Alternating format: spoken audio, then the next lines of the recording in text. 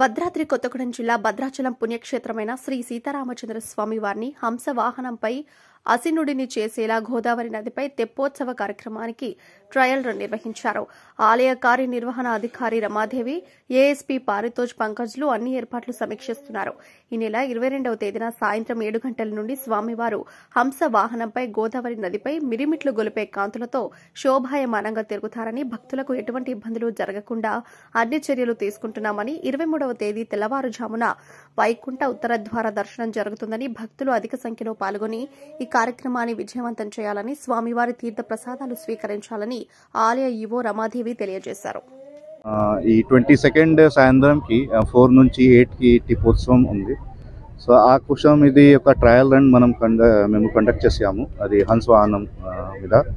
So security పరంగా మొత్తం check చేశారు. దెన్ అది టైమింగ్ ఎంత టైం పడుతుంది ఒక రౌండ్కి, దెన్ 5 రౌండ్కి ఎంత టైం పడుతుంది అది కూడా చెక్ చేశారు.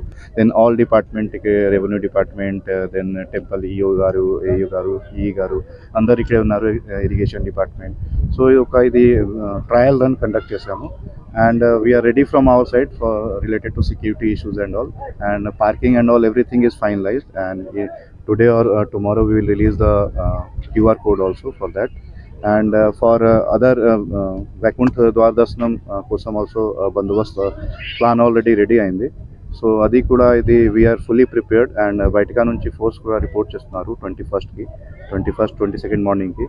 Then from police side we are fully prepared, and by seeing all this arrangement we are all ready for Tipotsavam and Vaikuntha Dwar Darshanam. Thank you. మనము ఇక్కడ ఏర్పాట్ల గురించి, తెప్పోత్సవం గురించి ఇక్కడికి వచ్చాము. మనందరికీ తెలుసు 13వ తారీఖు నుంచి కూడా ముక్కోటి ఉత్సవాలు ప్రారంభం చేసుకుని వివిధ రూపాల స్వామివారి అలంకరణలు జరిగి ప్రజలందరికీ, భక్తులందరికీ దర్శనం ఇస్తున్నారు.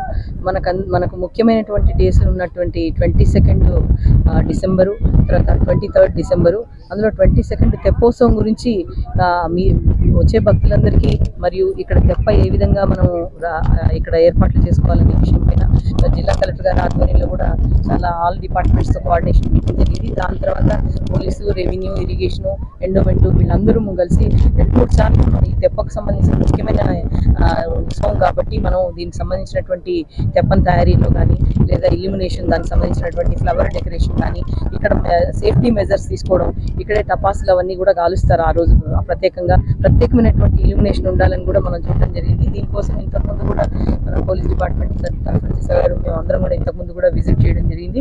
ఇప్పుడు ఇది 3rd టైం విజిట్ చేస్తున్నాము.